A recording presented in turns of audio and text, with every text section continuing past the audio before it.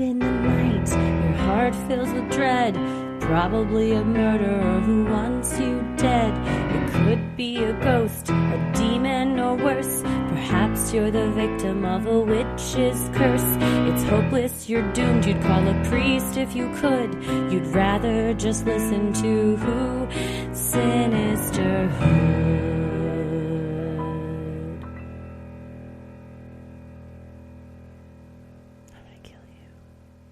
Hello and welcome to Freaky Friday, where we tell your odd but true stories. It is Friday, March 15th, and for some, I'm sure it's the last day of spring break.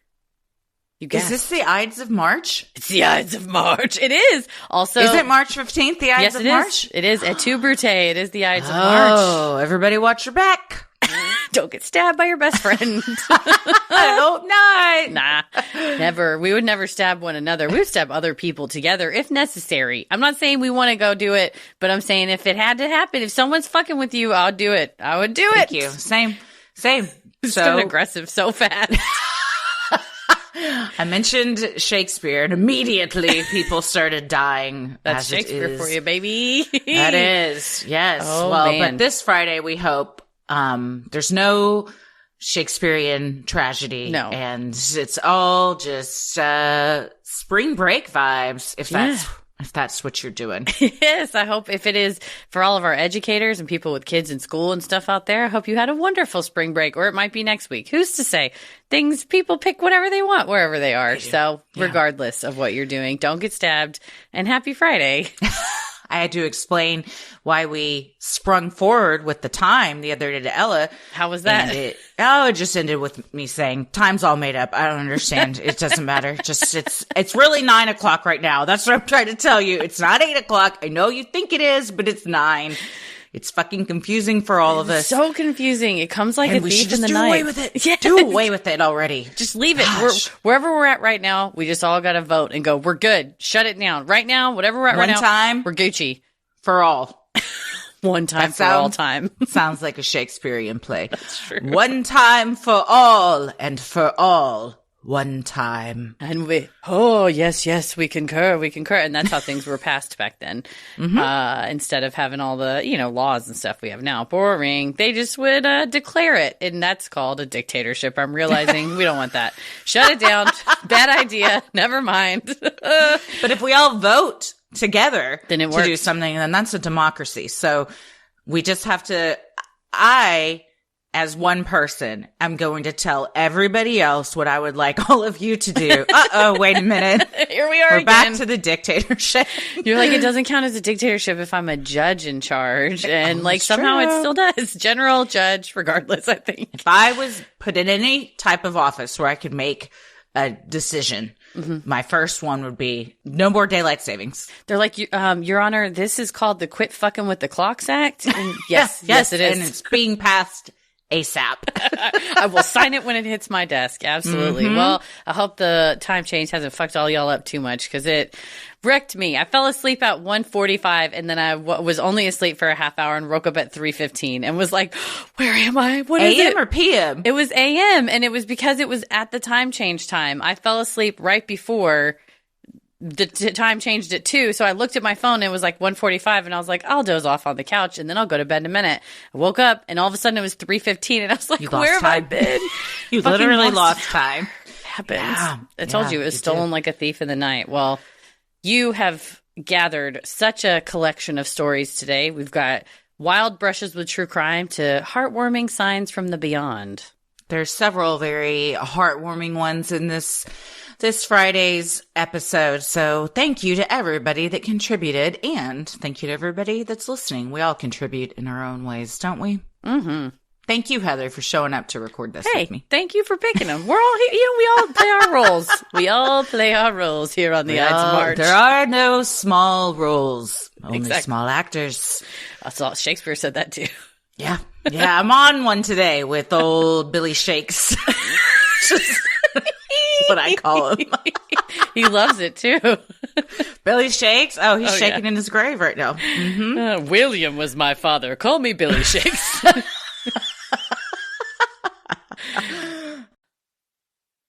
Well, I'm Christy. I'm Heather Shakes.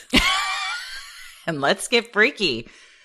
This first one is from Corey, and it is called The Time I Was Almost Kidnapped Twice in the Same Day.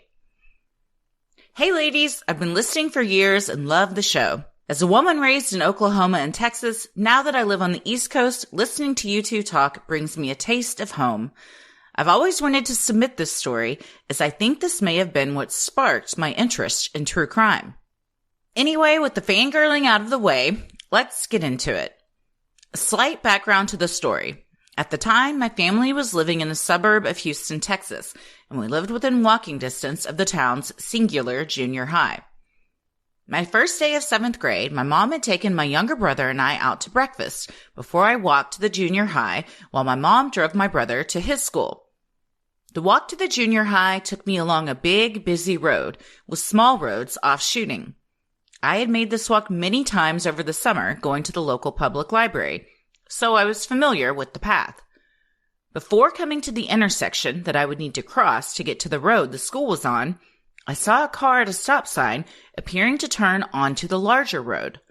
I stopped, waiting for them to turn, but instead, the woman driving rolled down the window and asked if I needed a ride to school. Specifically, those words. This was in the early 2000s, and we had the obligatory stranger danger assemblies in school, so I simply said no and kept going. The first day of 7th grade was going to be stressful enough. I did not want to get in trouble with my parents for accepting a ride from a woman I didn't know. So I went about my day and thought nothing of my early morning encounter. In fact, I had nearly forgotten that the interaction had even happened. The school day ended and I began my walk home. I made it to the exact stop sign as the morning and realized that the car that had been there was there again. Weird, but I tried to tell myself that it was nothing, until I got closer and saw that the same woman was driving. She rolled down the window to talk to me again. "Do you need a ride home?" was her first question. I told her that my house wasn't far and that I was fine to walk, but thanks anyway. She seemed to be annoyed by this answer and proceeded to tell me that she was just looking out for me because it was a busy road and that she had been worried about me all day. I didn't know how to respond, so I just said, "I'm fine," and almost home. I took off running and hauled ass through an empty field that led to the apartments that we lived in at the time. I saw her turn onto the main road and then flip a bitch to turn back down the side road she had been waiting on. When I got home, I was beet red and huffing, so when I finally caught my breath, I told my mom and our neighbor what had happened that day. My mom immediately called the police, and 2 officers came by and took my statement, including a description of the woman and her car, both of which I can remember to this day more than 20 years later. The cops told my mom that they would keep a patrol car in the area, but more than likely, the woman was spooked by my running off and wouldn't be there anymore. I'd like to tell you that they were right, but the next day, my mom decided she was going to drive me to school, and that we were going to take the side roads most of the way there just to be safe. And sure enough, on that same side road was that car. My mom dropped me at school and called the cops again. They let the school know, and the school resource officer waited with me until after school, until my mom came to get me. She spent the rest of the first semester driving me to and from school. We didn't see the car again after the second day of school, but my mom wanted to be sure. And honestly, so did I. I don't know who the woman was or why she wanted to talk to me, but something in me knew then that she wouldn't have taken me to school or home. I can still remember exactly what she and her car looked like, down to the frog sticker decal in the rear windshield. From then on, stories of abductions and other crimes have always caught my attention. Thank you for taking the time to read this, and thank you for telling the stories you do. Well, yeah, the coming back the second day or coming back the second time in one day was because the first one you could write off and go like, oh, well, maybe it's just a nice person. The kid looked like they were struggling. But then it was like, I waited for you all day. I've been thinking about you all day. Go on. No, that's why. Why you, a stranger that I've never spoken to? Why have you been thinking about me all day? Yeah, and it's not like Corey was like, well, I had one of my legs was in a cast and I was dragging it behind me as I was walking. I mean, it's just like a kid's walking to school. It don't add up. It's like, you try your bullshit with somebody else because it's not adding up with me. But good on Corey for being like, I remember that frog decal. Right. And also for paying attention in those assemblies, the stranger danger assemblies of like, don't talk to strangers. Adults don't need help from kids.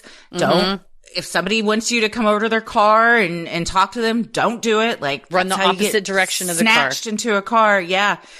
I don't have a good feeling about this. I think, Corey, you definitely made the right call, especially coming back later that day and then even there the next day. Yeah, the next day is like, to me, not, I was passing through. Like I said, if the first time I could maybe excuse it as just like a naively helpful person who doesn't realize they're being uncomfortable. But the waiting around and then especially lingering and like, what are you stalking out another victim? Or are you waiting for me specifically or just anybody that's walking by themselves? So I'm glad the cops, I thought whenever Corey said, and we drove by and my mom saw that car again, it was going to be like, she pulled over and knocked on her window.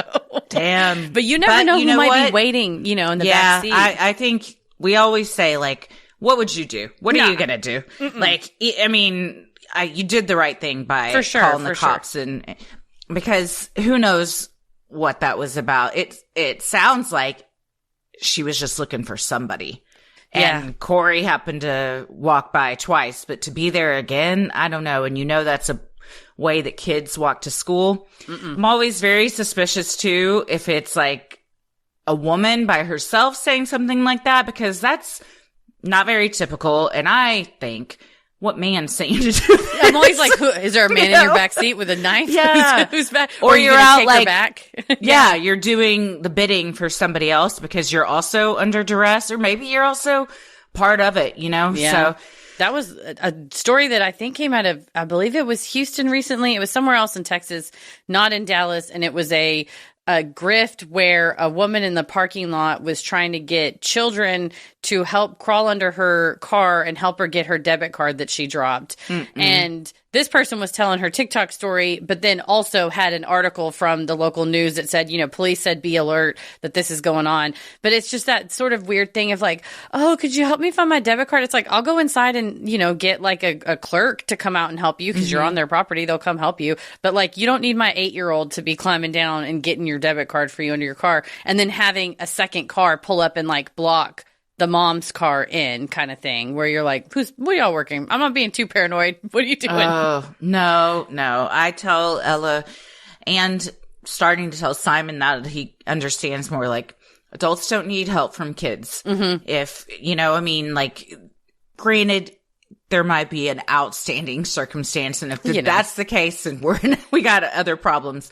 But for stuff like that, they don't need you. And if they're asking, like, just say no. Just don't worry about it. Don't worry about being in trouble or hurting anybody's feelings. Like, you don't owe anybody anything. That's a good way to go. I mean, truly though, it's you don't owe anybody anything. What are you going to have a 6-year-old go? Can you give me directions? Like, bitch, use your phone. Why are you asking her? She doesn't know what street she lives on. No. So that's when it becomes sus. Of like, can you help me with this? Use your phone that you have in the car and your GPS. Don't ask my kid where the park is. No, to this day, I don't like to get approached by a rolling car when I'm out on my walks. But oftentimes I'm on the phone with my mom or my friend Megan, or I'm listening to a podcast and I'm like, Siri, call mom. Like right away.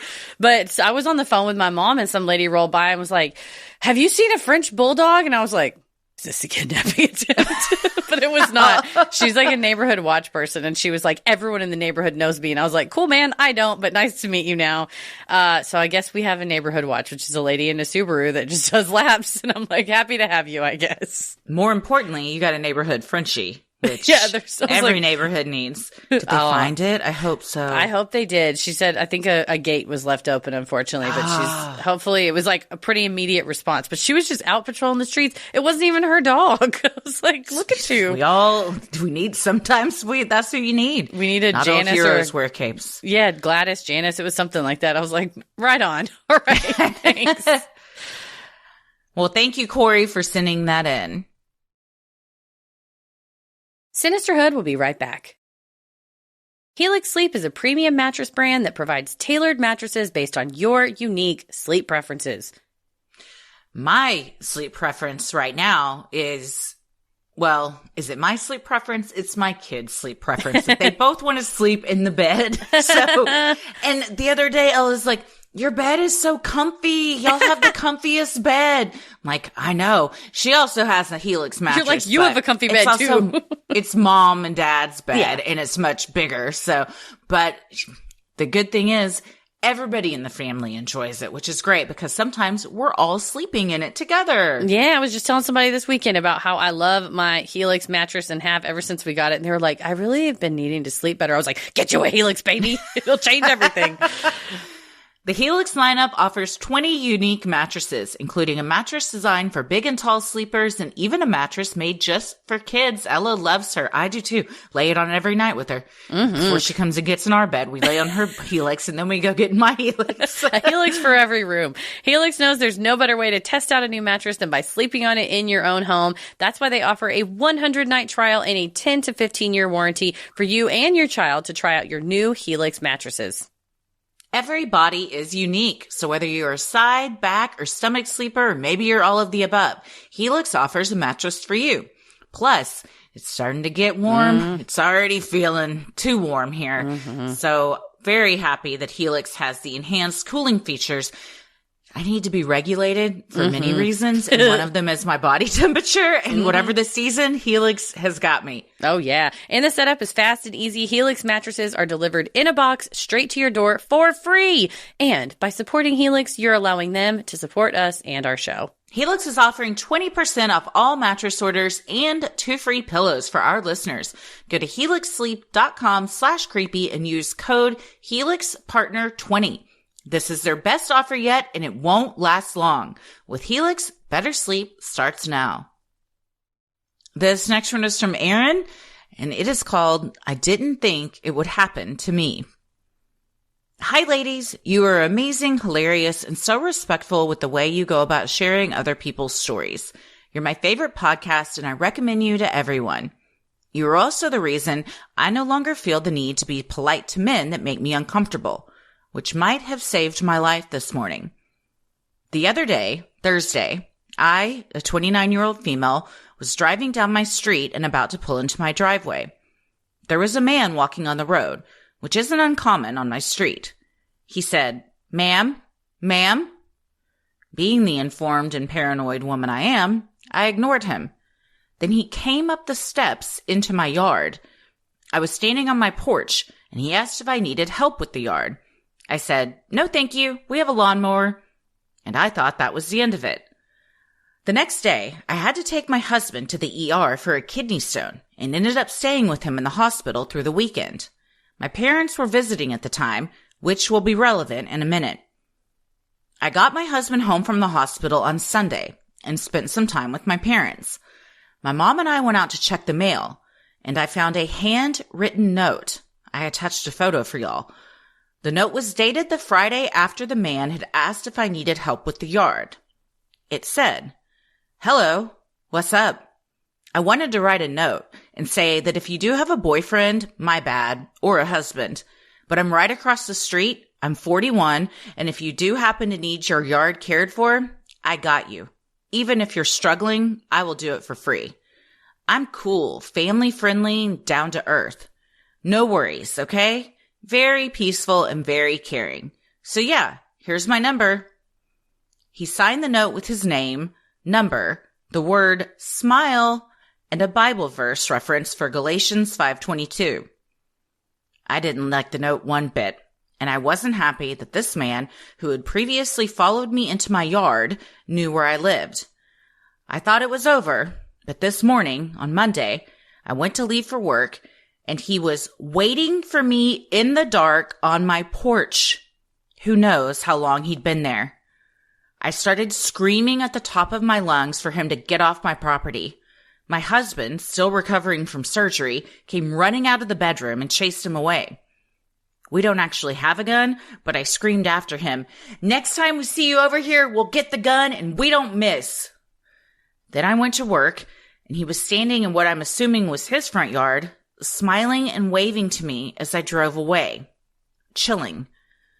We called the non-emergency line, and the police came out, and we filed a report for harassment. I know it's not the last I'll see of him, since he lives across the street. One of the things that scares me most is that he left the note when my car was the only one there. He didn't bother me at all while my parents' truck was parked outside. However, as soon as my parents left and there was no other car, my husband had left his at work when I had to take him to the ER and we hadn't picked it up yet, is when he decided to wait for me on my porch. I pray to God that I don't have an update for y'all. After work, my husband and I are going out to get cameras and a new alarm system, as well as pepper spray for me. Stay safe out there and always look through the peephole before you go outside. Aaron.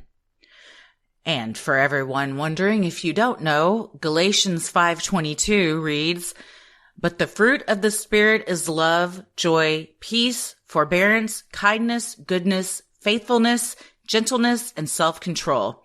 Against such things there is no law." There's a law against harassment, and self-control would be staying the fuck off of a porch that's not yours. That's Heather McKinney 1028. That's my verse. Stay the fuck off my porch. Are you kidding? This is why I put King Arthur, my gargoyle, up on my porch. Is he here? Oh, he's here, baby. He's arrived? I haven't seen him yet. We'll make a video. I got a video for you. But specifically, oh my God, Aaron, this is so inappropriate. I'm so glad you screamed at him. Yes. That is, it's one thing to just be like, oh, wave across the street, your neighbor, whatever. I get it. That's being friendly. The note is a bridge too far to be like, do you have a boyfriend? Fuck off. Also, the only reason he's apologizing is in case you had a boyfriend or a husband, because as we've seen so many times, the only thing a man often cares about is if he's infringing on what he considers another man's property. Yes. Not that he is in a woman's yard that does not belong to him, scared the shit out of her, is being inappropriate, making her feel uncomfortable, but rather, if you had a boyfriend and I overstepped, then apologies. What? Are you kidding me? And then I wouldn't wait on my own porch in the dark and have someone come to the door. That would scare the shit out of anybody. I mean, he's lucky that you didn't punch him in the face or hit him with your bag or whatever. Or shoot him with the gun that you might end up getting because of this situation. I hate that this dude lives across from you because there's it's not just a passerby and you're like, okay, mate. I mean, this guy you got to see every day. You called the non-emergency line. I would start calling the emergency line. Yeah. Well, and I would also say if in Dallas, at least, and some other Texas places, I don't know where you're at, but see if you can search the county property records. Sometimes you can search the tax rolls or everything is public information to see who owns the house and if it's a rental house, because the harassment, you might be able to get him evicted. I'm only saying if he continues on this path, because you shouldn't have to live in your house like that and live in the fear that this jagoff's going to come and hide and wait in the dark on your porch and lie in wait for you. Are you kidding me? Absolutely not. I think your gun comment was not out of line at all, because he shouldn't be waiting on anybody's porch. You're asking for it, man. He's also obviously watching the house if he knows when certain cars are there and when they're not. And that is, nobody should have to live in fear like that. Your house should be your safe place, your sanctuary. And if a neighbor is making you feel fearful, then sometimes you got to do what you got to do. And that means call the law. But no, seriously, I think having going for just 911 and being like, this person has escalated. Like they went from a friendly hello to a letter to coming so close to your porch where they're standing by your front door. We don't like to see the escalation. I think that the camera is a great idea. A photo that's not a photo, like a little sign that's like, smile, you're on camera. The freakier part's going to be if he comes up and starts talking to the camera or something. Those are always ring doorbell horrors, but hopefully the deterrent factor of we're going to get you if you come back over here. Stay the fuck off my porch. And he's been told he's not welcome. Get a dog. Yeah, maybe get a dog, but I would say he's been told he's not welcome already, so that, in my opinion, is trespassing immediately if he comes onto your property again. It's been made clear that he is not welcome. It's not like, oh, my doorbell's an invite. It's an invite to anyone except you who's already been put on notice that you're not allowed to be here. So if he keeps fucking around, figure out if it's a rental house and call it in. And if you do have an update for us, I hope it's that he moved out and everything's good. Yeah, for sure. That's the update that we are hoping for. Well, stay safe out there, Erin. You're correct. Look through your peephole before you go outside. Mm-hmm. Sinisterhood will be right back. We all have habits we wish we could break, or maybe even habits that we've tried again and again to stop, but we just can't kick it. Sometimes it's easier to replace a habit with a new, less dangerous or more healthy habit. Like my mom always says, a nail drives out another nail. And that's why we're talking about our sponsor, Fume, today, and how they look at the problem in a different way. Not everything in a bad habit is wrong. So instead of a drastic, uncomfortable change, why not just remove the bad from your habit? Fume is an innovative, award-winning flavored air device that does just that. Instead of electronics, Fume is completely natural. Instead of vapor, Fume uses flavored air. And instead of harmful chemicals, Fume uses all-natural, delicious flavors. Fume is a habit you're free to enjoy and makes replacing your bad habit easy. Your Fume comes with an adjustable airflow dial and is designed with movable parts and magnets for fidgeting, giving your fingers a lot to do, which is helpful for de-stressing and anxiety while breaking your habit.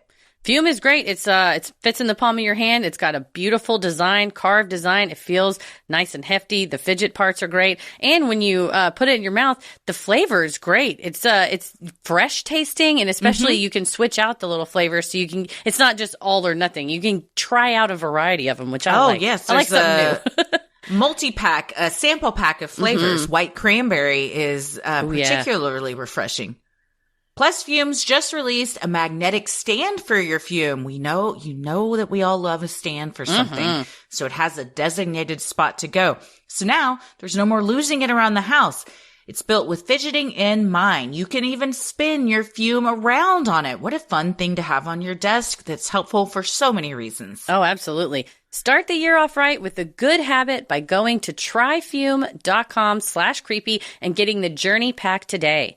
Fume is giving listeners of the show 10% off when they use our code CREEPY to help make starting the good habit that much easier. That's tryfum.com/creepy. Well, this next one, Heather, your daughter's written in. Hello, sweetheart. And very sweetly, the subject line is, Sinisterhood saved my daughter's life. So that would mean it's my granddaughter. If we're doing suppose it is. Yeah. I found your podcast after your collaboration with And That's Why We Drink. I've been a loyal fan ever since. I turned my daughter onto your podcast because the both of us enjoy, for some odd reason, true crime and paranormal stories. We will often get together for brunch and discuss the previous week's episodes. I have to say I'm feeling a bit choked up writing this down, but you guys saved my daughter's life. Or maybe more accurately, constant warnings about watching out for your surroundings and creepy people saved her life. She lives in a town surrounded by bars and restaurants. One night while she was walking home from dinner with friends, she noticed a creepy person walking with her. As she was telling me this, she stopped, very seriously, and said, "Mom, I knew exactly what to do because of the podcasts we listened to." She looked the guy dead in the face and aggressively said, "Do you need something?" He stopped in his tracks, looking shocked, and she felt like maybe this was the end of it. She'd called him out on his creepiness and he would leave embarrassed. That's not what happened. He just got creepier. By the time she reached her apartment, he was approaching her quickly, and she knew he was going to try and get through the front door. So she mustered up all of her badass fight, ready to defend her space and herself. She started yelling and telling him to get out or get away. She made enough of a ruckus that he finally left. She opened up the security gate, ran inside, closed it tightly behind her, and called me. The reason I'm reaching out to you guys is because it's scary to have an adult daughter out in the world who you can no longer protect. And the work you guys are doing is protecting us by making it okay to be loud and scream and fight back. Women are no longer getting the message that they're supposed to be small and polite and quiet. When she called me, she said, "Mom, I wasn't going to let him get me." I can't thank you enough for what you do for all of us. Even if this isn't online, I just needed you to know that your amazing comedic podcast makes my week, but it also saves lives. I'm crying right now. Because Same. that message of like, you don't have to be small. You don't have to be small. And it is a very, I think about this often with my kids of right now, like you have some semblance of control over, their surroundings, where they go, their safety. But at some point you do have to like just be okay with like, they have their own life now. They live somewhere else. I'm not constantly, seeing them every day and getting updates and stuff. So being able to like it's hard to like ever let go because they're still your kid. It's your heart outside your body. For sure. And it means a lot to think, that you as a mom, anonymous to your adult child, can still feel like you've got a little bit of a safety net, or you feel okay because she's going to be okay because she's paying attention to what people are saying. I saw a very moving TikTok the other day, which I'm pretty sure I liked, so we can link it. I'm always like referencing these TikToks. I like them. I've now just started saving everything because I like everything. It's so now. much easier. Yeah. But it was from an older woman who was talking about her experiences as a younger woman starting off in the workplace, and how she was a teacher, and how like in her first teaching job, she remembers like leaning across a table to get something, and like one of the male teachers smacking her on her butt, and like that was like commonplace, and that was just kind of accepted. And then at her next job, like it was still kind of accepted that like women are thought of as less than, and these comments that are made towards them, we just laugh it off. And she was talking about how when she was watching the Golden Globes, how it was so different. It was the first time she ever realized these jokes are still being told by Joe Coy about, he was taking shots at Taylor Swift and just like taking shots at Barbie, and which was talking, in ways. Did you not watch the movie, you dipshit? Yeah, probably not. Oh no. And her point was none of those actors laughed. Or Right. even cracked a smile at the jokes he was making. And then they were later criticized for that. Like Taylor Swift was like, oh, you can't even, laugh at something that's being said. And Ryan Gosling, when they were talking about how he was the only one nominated for that movie, in a movie that's all about female empowerment, the only one that gets nominated is the man. Yeah, nobody saw the irony in that. But no, you're right though. I think in the past people would feel obligated to be like, oh, ha, ha, ha, ha. And now it's like, well, it wasn't funny, so I didn't laugh. And it's like, and to go back to the previous story, the fact that note said smile on it, I'll kill you right here where you stand. I'll kill you. No, yeah. Sir Garther will come alive Attack. and rip you limb from limb. Attack. But yeah, her point was we're moving to a space where those things aren't laughed off, and we're not, it's not okay in the workplace or any place for somebody to hear something like that or do something like that. And we're all just like, ha ha ha, because it's uncomfortable and you don't want to. No, call people out, make them feel uncomfortable. That's how people's behavior changes, or at least it stops around you and it's not happening anymore. So the more people that are like, you don't have to be quiet, you don't have to be small, make a big fucking fuss. This is your life. You get to live it how you want. Don't let anybody take that from you. More people that say that, I think, will start to get to where you see more of this. You're like an adult and you're like, man, this is different than when I was even a kid. I mean, I'm 45 and things are different than from when I was in high school by a landslide. We still have ways to go, but I often wish I could go back to my younger self and just be like, shake me. What are you doing letting people talk to you like this? You deserve better. I'm going to choke myself up, but it caused me to cry on a run one day when I was listening to, I can't remember what song it was, but I was honestly thinking about you. Oh yeah, I'm going to cry. What? Wait, can I guess what song it was? Yes, I'll give you a hint. It's a Taylor Swift song. Oh, okay. The Man? Oh, that's a good one. But That actually, song gets me choked up. That one does make me cry. When I was at the show and the like 10-year-olds next to me were singing the lyrics, I was like, a revolution is beginning. But it was actually Long Live, which I really love that song. Oh, I love that always song. makes me think of you. But oh, thank you. It really I didn't does. know that. Oh yeah, that's my That's very like sweet. every time it comes on, I'm like, these lyrics like hit. But I was thinking about you, and I was thinking about all the times that you say that where you're like, man, I wish I could go back and I could just shake myself. And I sort of told you about this once before, but I'll share it with all of our friends here, is that like, it makes me think of the end of Buffy the Vampire Slayer where she can like take the power, but instead she gives it to everybody. So like, you can't go back and like change how you acted, but by how vulnerable you are on the air, and you empower me to be vulnerable, and you empower me to be a stronger person, that I am I think a close proximity version of what you, the work that you do, by what the empowerment that you do for women and for others. And I think we have untold friends that we've made through this, much like my sweet daughter, Anonymous, and her granddaughter, who is, I'm sobbing right now, which is why I'm not talking. No, you're fine. But I was going to say, but like, you can't go back in time, right? So you're taking all that power that you would have had, and you would have only been the one to have it. And it's so much more powerful now because you're choosing that's every so woman sweet of you to that say. could be a Slayer will be a Slayer. So you are, you're making Slayers out there, baby.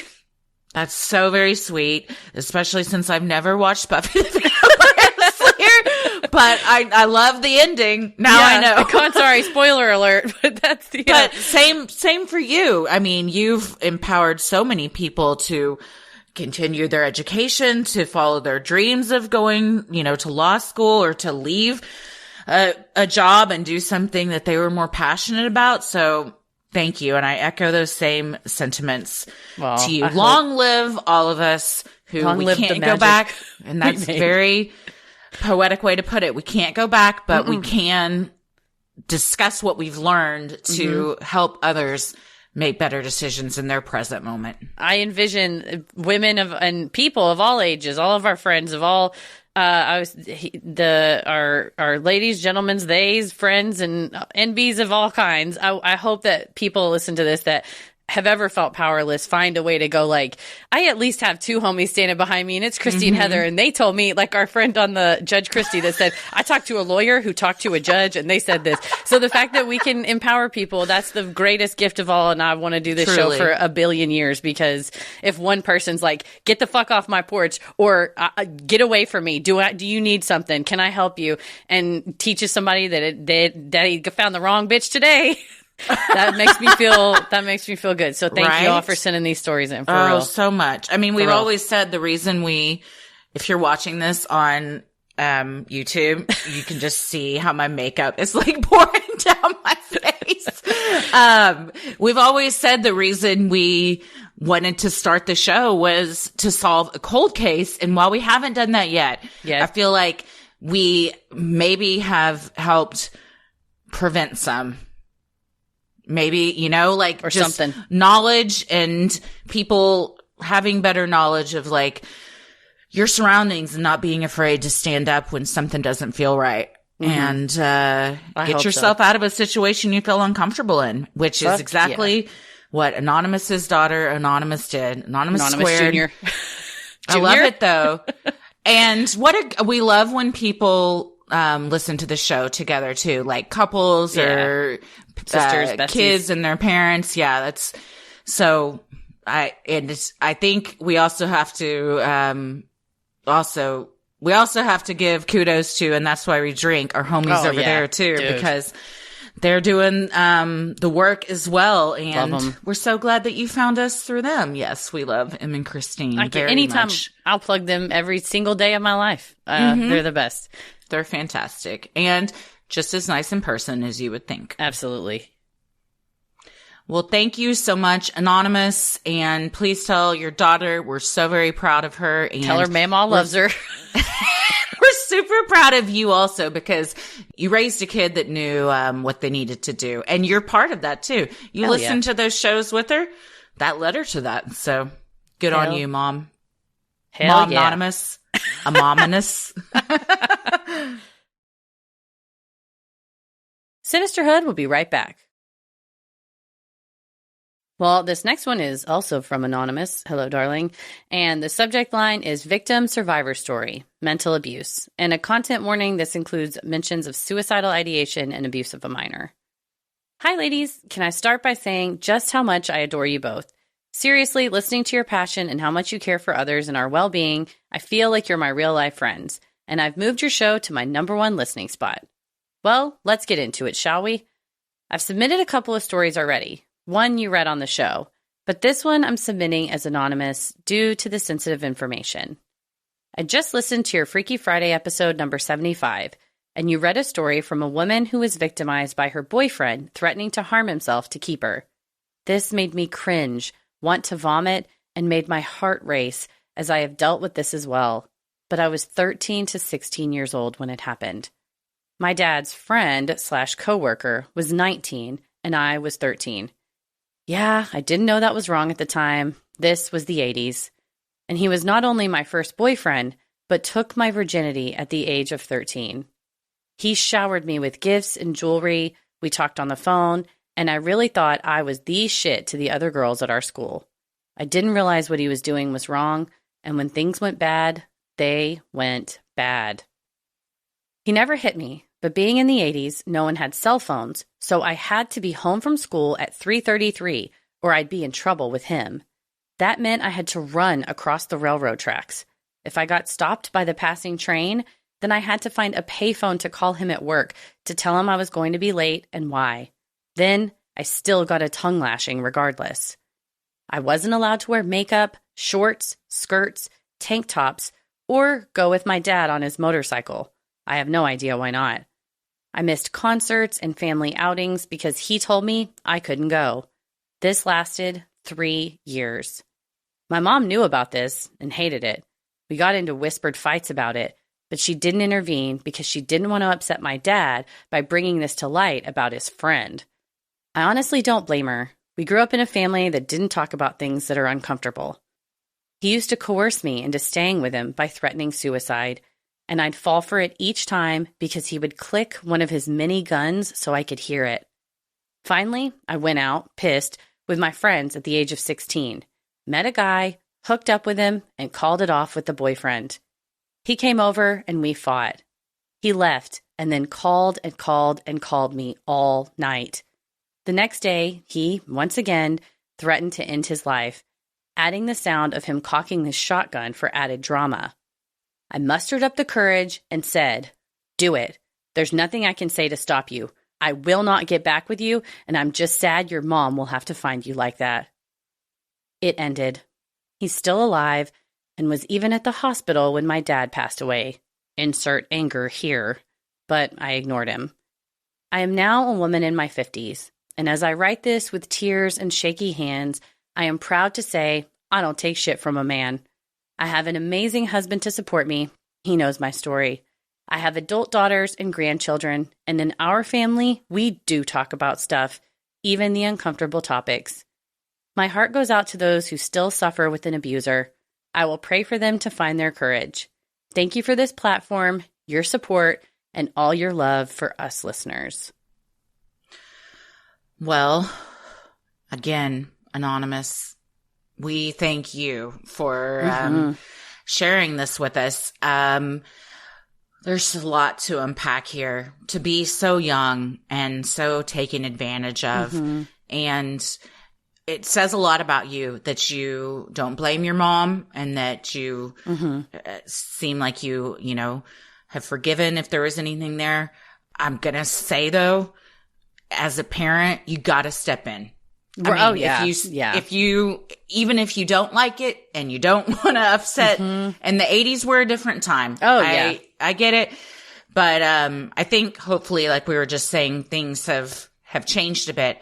Now, if we know that a 19-year-old was dating our 13-year-old daughter, that any of us would step in and be like, oh, absolutely not. Especially a friend/coworker of your dad's. That's makes it extreme. Even. Oh, yeah. A 19 and 13 is a vast difference. It's not like you're oh, I'm a sophomore and he's a junior, or I'm a sophomore and he's a senior even. It's just like, I am a middle schooler and he's an adult with a job and he works with my dad. He's graduated I'm glad to high see school. This young generation, it seems like the pendulum has swung to where they're like, okay, weirdo, what are you trying to date a 13-year-old for? Where it has really, in the 80s, it was like, oh, like she said, you know, you're kind of you would feel like trained by such society. a badass. Yeah. Oh my gosh, I have a hot older boyfriend. Isn't that so cool? And now we're like, oh, those are grooming behaviors. Like that's extremely abusive to like control your time, control where you go, control what you wear, control, you have to call me by a certain time. It's like, you are not my dad. But the guy that did all this to me when I was 23 and he was 36, but the same thing was like, call me when you get back from work. You need to tell me when to get back from work. Don't hang out with those people. Don't go out. I don't want you to go out to a bar. And then every time of a fight would be like, if you don't break up with me, I'll kill myself. And it was the same thing. It was me going, well, you got to do what you got to do. Bye. Like I finally got, you have to. Like, I got over. Like, I mean, I got fed up.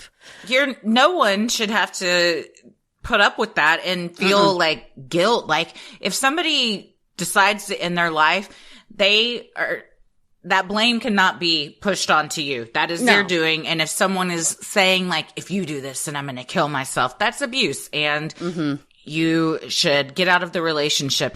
And the added drama and fear of like the guns and even knowing this guy has guns, sounds like several of them, then that's a whole other level of fear of like, God, well, if I fuck up or don't do what he says, I know he's got a bunch of firearms and he's unhinged. And a strong correlation between domestic violence and gun ownership, as insofar as those with domestic violence pasts who do own guns. Obviously, the statistics of violence and especially femicide, like with a gun, is a strong correlation and high. It's like not everybody that owns guns does domestic violence, but those who do domestic violence shouldn't be allowed to own guns, in my opinion. If you want to keep your gun, don't choke anybody or hit them or do that. That's my opinion. So, absolutely, I'm glad you got out, Anonymous.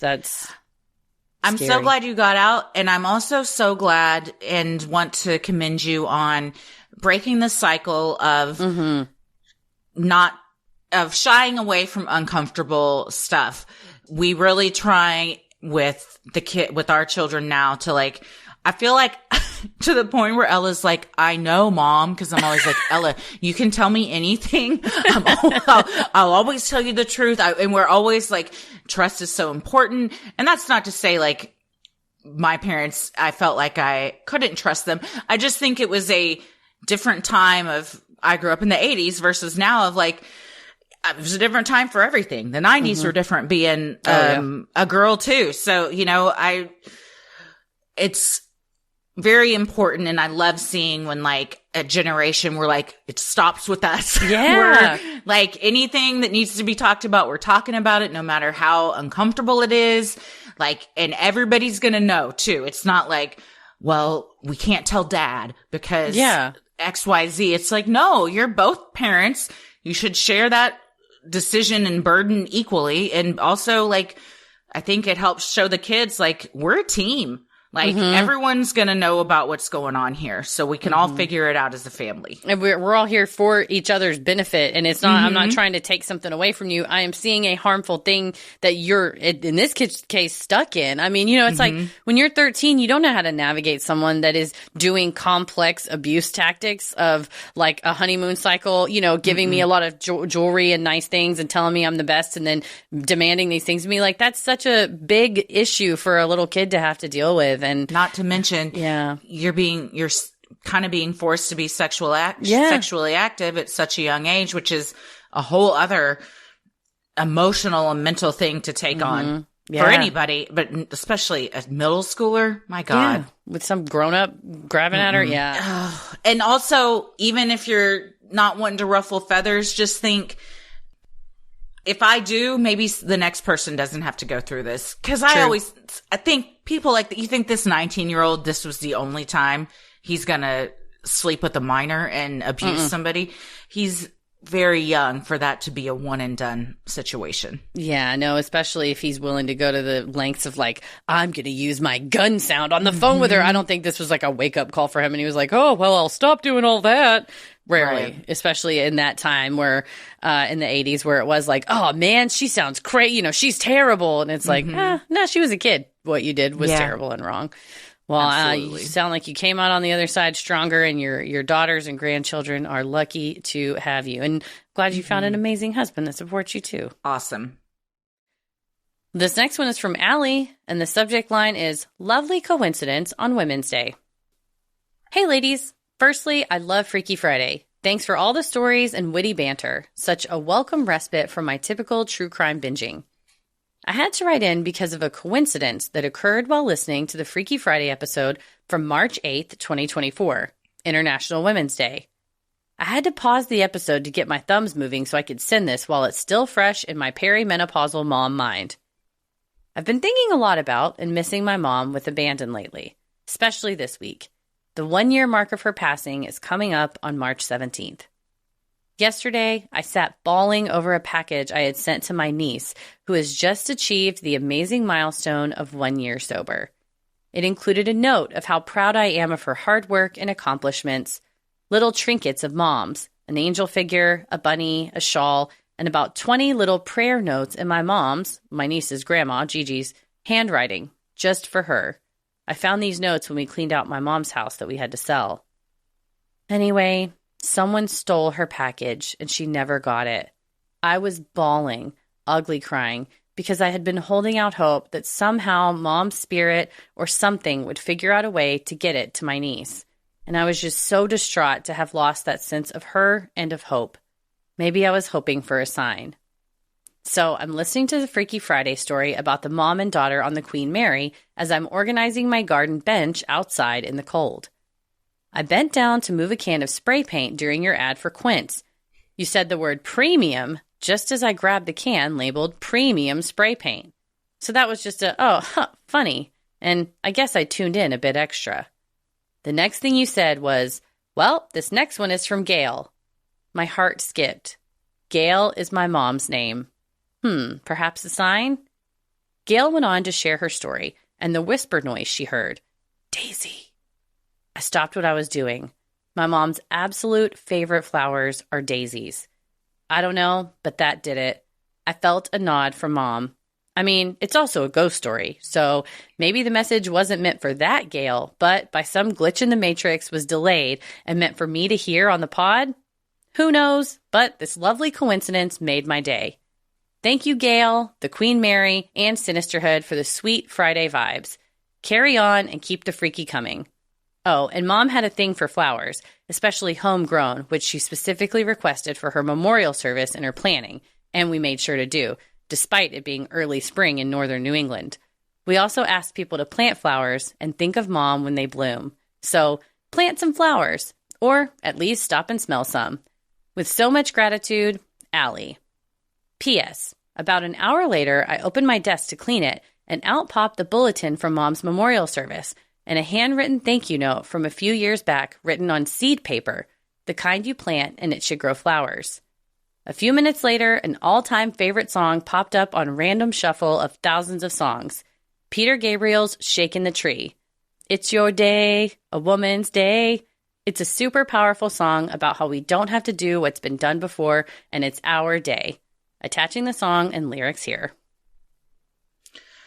Oh, I loved, Allie, that this happened for you. And, signs, whether they're wherever they come from, I think if it makes you feel better, that's all that matters. I think how we interpret things is up to us. And if this made you feel better, then I think that that's wonderful. And it is interesting.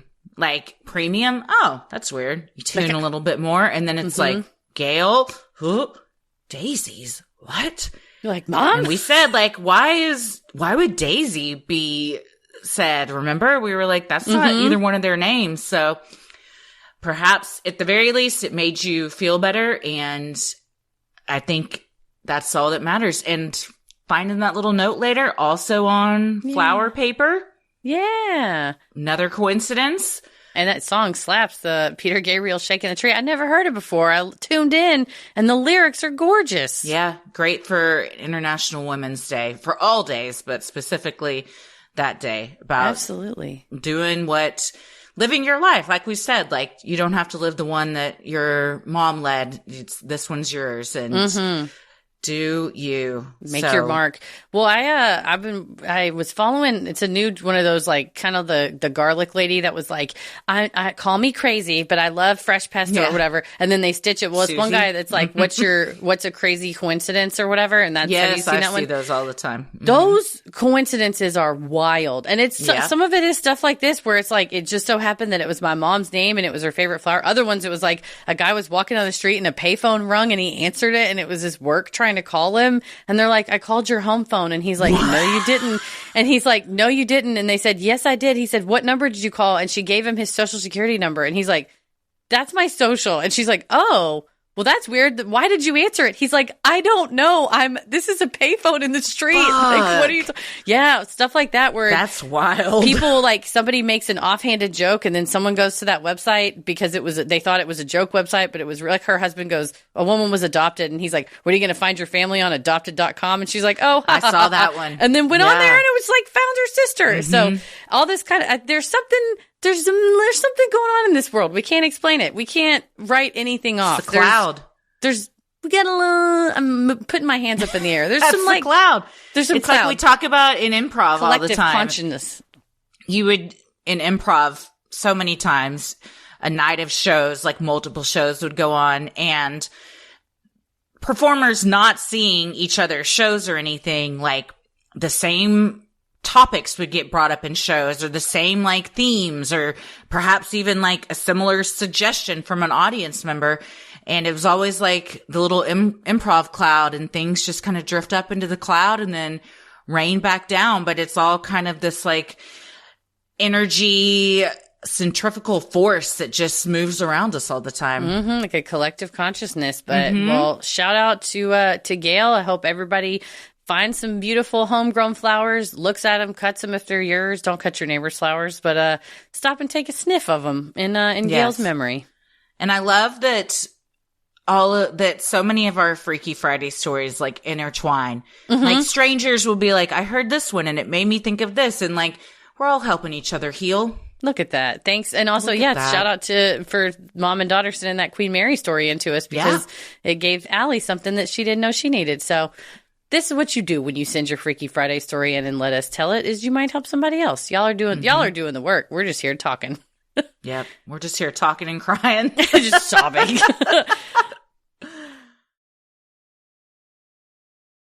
Sinisterhood will be right back.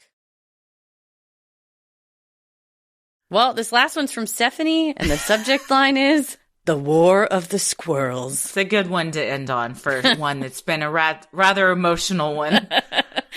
Stephanie writes, hello, I wanted to share this story as when we have really nasty content and we just need a mental break from everything type of story. So here it is. The beginning. So it started when my family and I were at a local state park here in Pennsylvania. My dad was in the woods grabbing some leaves and small sticks to throw into the fire when crack! Us turning, and we see him holding his head, saying colorfully worded language, and a squirrel running away in the treetops. My mom, running over, found an acorn on the ground. I remember hearing the squirrel laughing away. Later in that trip, some raccoons got into our food, and my dad tripped over a tiki torch and caught the tent on fire. Minimum damage, but we could no longer use the tent. More squirrels chirping away at us all the time. Like I said, this is the beginning. The war. So, we went to 2 state parks in our area a lot. One was to the south, 40 minutes away. The other, 40 minutes to our north. In both locations, squirrels and chipmunks would go after my dad. Now, it wasn't always my dad. Sometimes it was my mom, or any other family member who came to visit. Throwing acorns, making noise, and even working together to take food and other goodies away. Working with birds, more raccoons, and once, even a bear. The home front. Now, it wasn't just at the parks. Oh no, it also happened at home. Once we got a camper, one of those pop-up ones, we thought we were safe. Oh no, we were so wrong. First winter, we had to get a new mattress because chipmunks and mice lived in them. Then, the next year, and many years after, was the awning. Mothballs be damned. The ceasing. I believe I was around 8 when this war started, and it didn't slow down till I was maybe 15. A long fucking time, I know. Every year, without fail, those damn squirrels would go after my dad. Then, it just kind of stopped. Now, they go to different parks, different campers, and different dogs. The animals always left the dogs alone. Sometimes, we still hear their war calls, but nothing more than that. The today. Today, my dad misses them fuckers.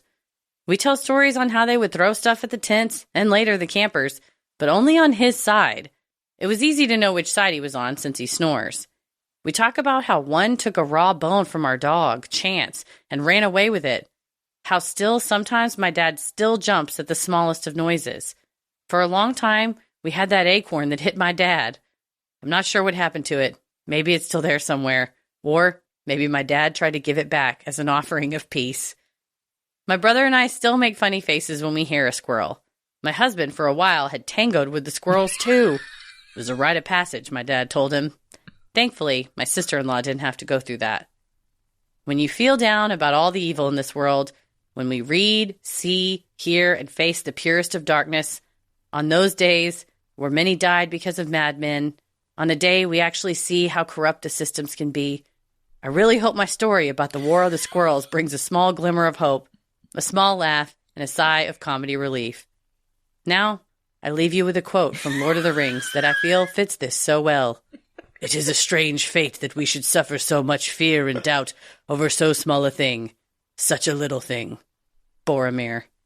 Love you and your wonderful podcast and hope to go to another live show soon. Steph. Boromir. The small things he was talking about was squirrel throwing an acorn. Oh, Obsessed. I had to mute myself because I didn't want to laugh over the story. Oh, laugh as much as you want. To have been a squirrel in a tree, to watch other squirrels and raccoons and a bear They all banded together. coordinate efforts. They're like, seize him! Et tu, Brute! They got him. I'm sad for Chance that he got fucking cucked by a squirrel, that the squirrel stole his bone. It's so sad. Damn. And That's shame right there. a bone is like the size of a squirrel. They're strong ass squirrels. I just imagine squirrels that are like they look like Dwayne The Rock Johnson squirrels. Like they're huge, jacked up, like They're fucking big. ready to fight. You knew it was going to be a story when you trip over a tiki torch and you light your family's tent on fire. So sorry. That's straight out of Curb Your Enthusiasm. I'm going camping in a couple of weeks. You are. With Ella's school, and now I've got a new fear that this might happen. Don't fight the squirrels. I like that the squirrels too. Maybe it was just like snoring related, that they were like, we're trying to have some peace and quiet in the fucking woods. Wait, shh, listen to the sound. That's the man. Get him. Like that's how, there wasn't anything your dad did except his sounds. And they were like, we got to put an end to this. Call in the bear. The bear. You got to find that acorn and put it in a shadow box and hang it on the wall. Yeah, it needs to go in like underneath it. A cube, like a glass cube with a gold engraved plaque that's like a relic of the Great Squirrel Wars of the whatever year it was, 1990, whatever. Yeah, that's too much. The visual of the raccoons going after the food and then setting the tiki torch, setting the tent on fire got me good. Last time I went camping, actually, the last time we went, it was armadillos. The time before that, it was raccoons. Every time there's like a certain nocturnal creature that comes out once the sun's gone down. It's coming out. It's just you and the fire pit out there. And all of a sudden you turn on your flashlight to go out and cop a squat. Mm-hmm. And there's just a bevy of armadillos. They're just waiting for you. Yeah. The biggest raccoons I've ever seen in my life. Like the size of a small bear cub. They're beefy. It's huge. Get you some pictures of them. Yeah, see if you can get some woodland creatures we can share with Steph from your camping trip. While you're camping, I'm going to be in Martha. I got videos of armadillos last time. You did? Have those. Oh, yeah, and they're so blind that you can get really close to them and they don't really know. So everybody would just be sitting there. The kids were in the tents. The parents would stay up, and you just hear all this rustling, and you would shine a flashlight out into the woods, and there's just like dozens of armadillos. Clan. They ate the bugs, which there were a lot of bugs, so I was happy for them. Did you get to see them jump up in the air? You can't startle them when they'll jump straight up in the air.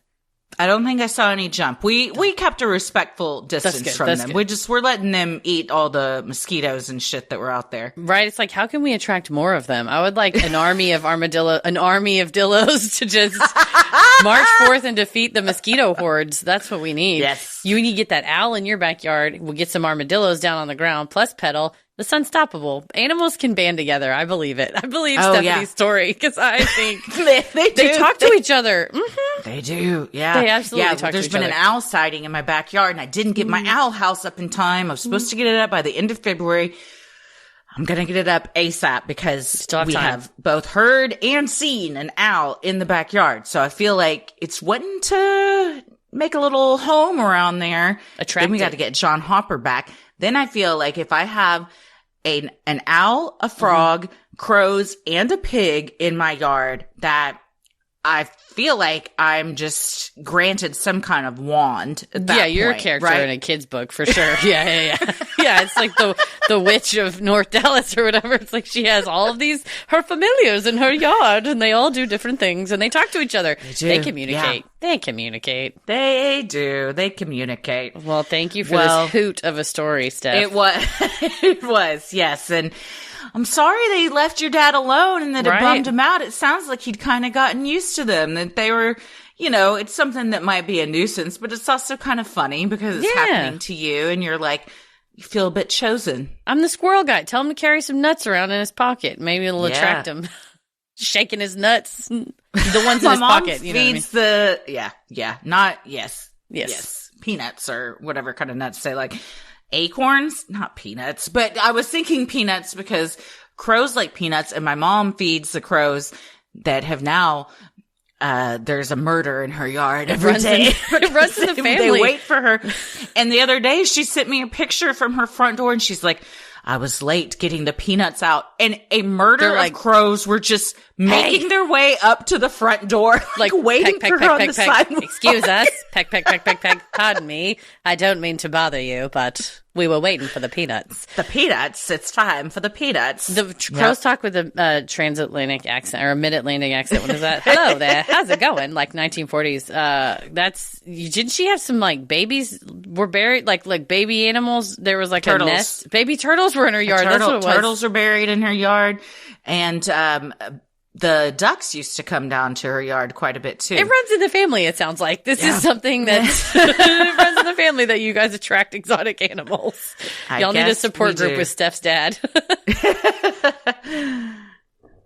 Well, thank you, Steph, and thank you, Steph's dad, and the squirrels, and to everybody that sent in your Freaky Friday stories today. They made us laugh, cry, and just feel good. So thank you so much. If you have an odd but true story, maybe you've encountered Bigfoot, you've seen a UFO, you had a brush with true crime, or you felt the presence of an otherworldly being, send them in at sinisterhood.com/Freaky Friday.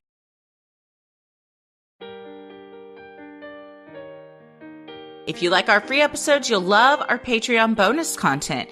You can join for free to see what we're up to next, or dive into over 800 hours. We got all sorts. We've posted like 4 things in the past week. There's a lot of stuff up there right now. Yeah, my sickness was your treasure trove of content that all came out at once. Sorry about that, but you're welcome. We got a true crime headlines with all kinds of mind-boggling headlines and stories in that. We also have an Am I the Asshole with a baby name debacle, which has turned out to be pretty funny. Oh, man. Didn't know that somebody would actually name their kid this, but that name's on the table. We also have an upcoming live Q&A. Our February one just happened last week, and you can watch the replay of that. And the one for March will be happening on March 27th at 8 p.m. Central. It's a Wednesday night, so join us.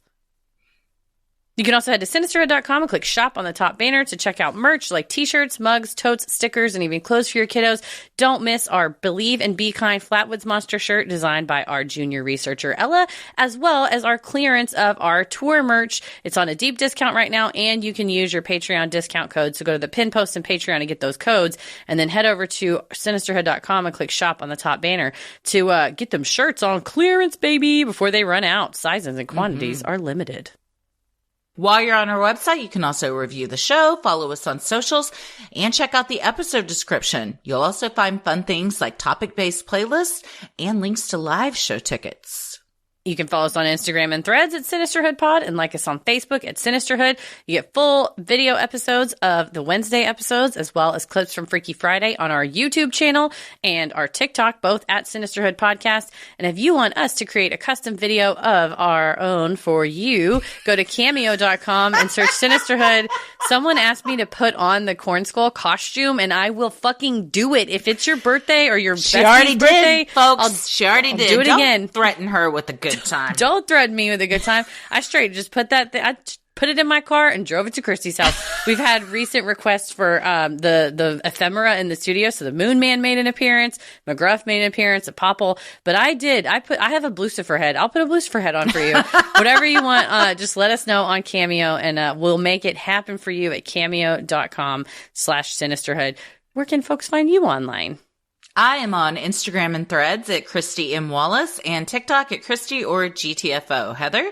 I will post my King Arthur video. I'll post it on the show thing as well, but I'm pretty much everywhere on the internet at Heather versus the World.